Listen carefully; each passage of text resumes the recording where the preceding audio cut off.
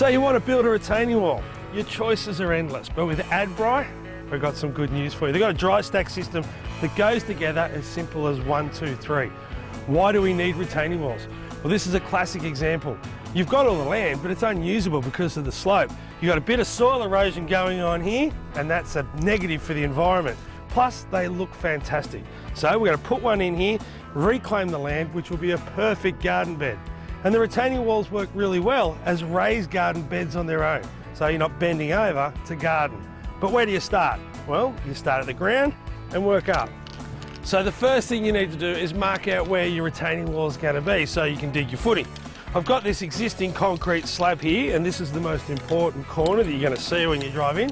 So I'm going to start here. If I work off that 90 degrees, I'll go back that way and 90 degrees this way. I'm going to do about 3 metres dead straight. So I'll mark that point out. I can join the dots later. And then I'm going to curve it back to that post there, because with the dry stack walls, you can put curves in. There's a couple of ways you can do the curve. If you trust your eye, you can do it by hand. But have you ever tried to draw a circle? It's pretty hard. Grab a hose, a rope, or a piece of conduit, lay it out, stand back, look at it, and then just follow the line of it. Now I've got a little cheat note for you. It's something you do as a tradesman. I've got my point there and I've got my point here. I can go and set up the string line, and that's going to take me 5 minutes, or I can just sight it. They're in a line, make some dots, and it's as simple as connecting them. Now that line represents the face of my wall. So in other words, it'll come from here up that way. With the footing underneath, I need it to be wide enough to pick up that plate compactor. So I need to go in front of the wall and behind the wall. So simply just tracing about 150 mil in front of that line will mean my footings will come forward, the wall sits in the middle, and that's the strongest position it could possibly be in. The next step is to impersonate a council worker and lean on the shovel, because there's no dig, dig, dig before you ring, dive before you dig. And when you dig, don't go crazy, just ease yourself into it. Get a touch feel. When building walls that require a step up like this one, you'll need to identify the step up point. This is determined by the slope of the land. To do this, you'll have to excavate along the trench until your step up height is equal to the depth of your footing plus about 1.5 block. We do all this to ensure that when you step up, you still have half a block buried and keyed in, adding strength to your wall. All right, so I've done the excavation for the footing, and we're going to start building that footing up. First, I'm going to put in about 150 mil of road base and hit it with a whacker. That'll push it down a little bit and compress it to about 130. Then I'm going to go over the top, a little bit like icing a cake, with a really weak mix of sand and cement. About 8 to 1 or 10 to 1's fine. That way you can trowel it off and get it dead flat. The perfect footing to lay your first block. Now that first block will still be a little bit into the ground, about half of the block. It looks really good because it's keyed into the earth and it's structurally strong. So making sure you can't see any of the footings doesn't just mean your wall's going to look better, it's going to be stronger.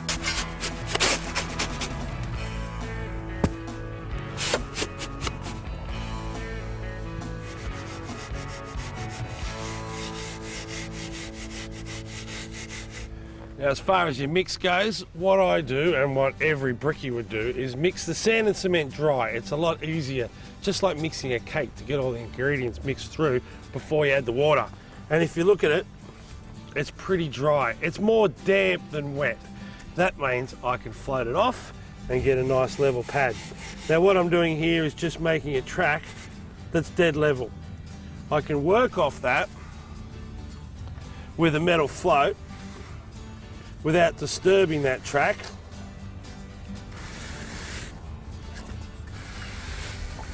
Just cutting into the sand and cement like a knife would cut into butter.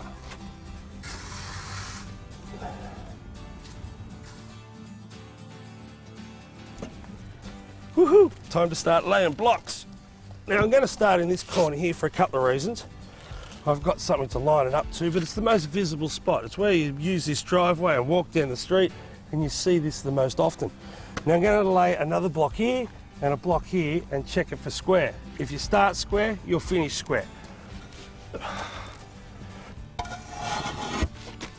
What I like about the VersaWall is you don't have to butter the bricks up or the blocks up and worry about carrying a block that's got mud on it. They slide in, and if they're in these grooves, they're in the right spot. But when you look at the standard VersaWall, you can see that it's got these 8 lugs on it. What you need to do is remove the first 2 so the right corner can sit over the top. As you go up, you need to remove those first 2 on every block that's nearest the corner.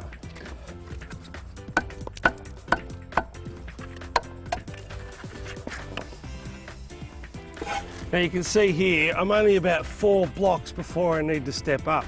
So there's no use in setting up a string line. I could use a level or a straight edge to get it exactly right. Anything more than a couple of meters, you definitely need to get a string line. There's no other way to get it super accurate.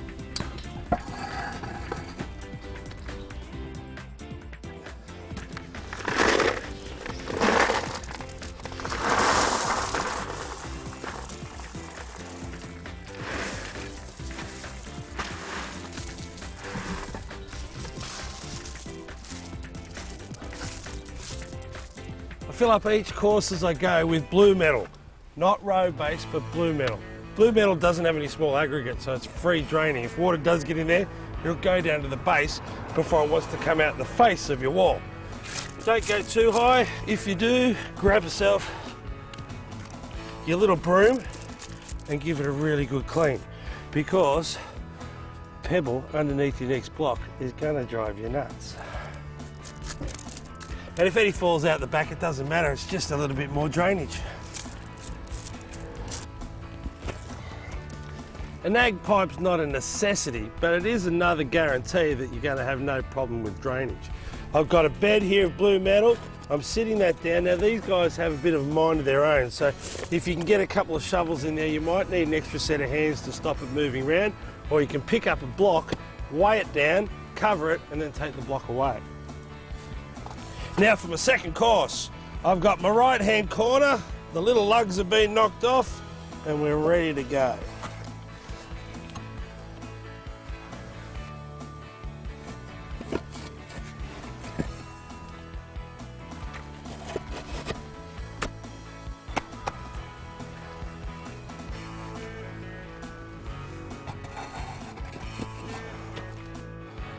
And it's as simple as that. You can repeat the process. There's nothing more to learn except infill, backfill, infill, backfill. As you go up with your wall, infill first, backfill behind it later. The infill will hold it in place and the backfill will help you with the drainage issues. Now you know I love VersaWall, and doesn't it look smart when you see it like this? The best thing about it, if you can lift a block, you can make this wall. It's that simple. But did you know you can make curves with it, whether you want to go out or go in, concave or convex. If you're going out, you just start laying the blocks and you leave a small gap at the back. If you're going in, what you need to do is grab yourself a lumpy and knock off the back right-hand corner, and do that for the whole course as you're creating the curve. Now you can't be too ambitious, because then the next course will sit and hang over the top of it and it won't look very nice. But if it's a nice gentle curve, it looks $1,000,000.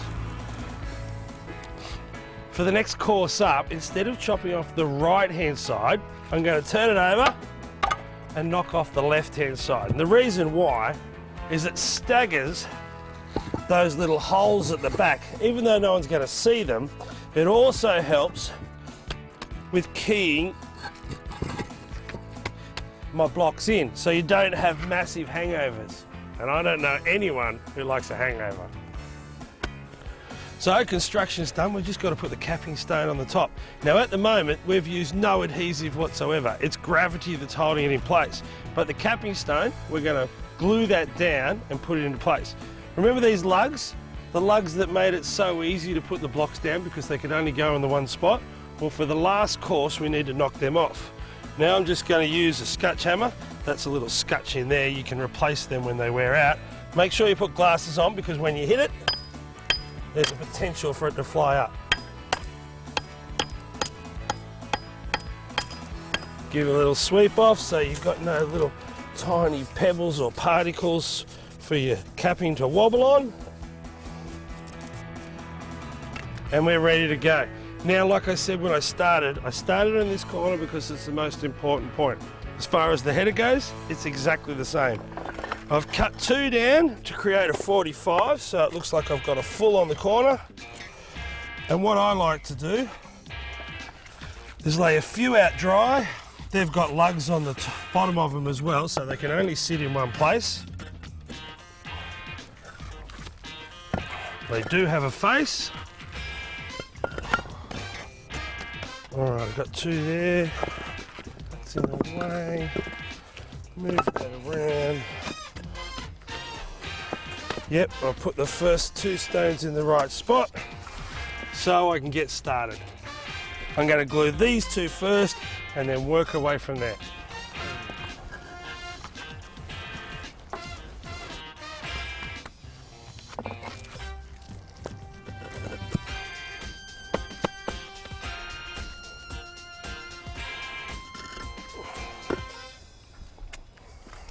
You don't have to go overboard on the glue, but what I do recommend is you do even blobs. The reason why, you end up with a nice flat top cap. If you had big chunks at this end and little ones at that end, you'd end up looking like that. After you've laid a few, you don't have to lay them out dry like I did. I just like to do it on the corner to get started, and then it's just a free-for-all. Well, look at that, doesn't it look smart? And if you follow the simple steps, it's dead easy. I reckon it's a great weekend project for any DIYer. With Adbri, you can build a retaining wall this weekend. Good luck!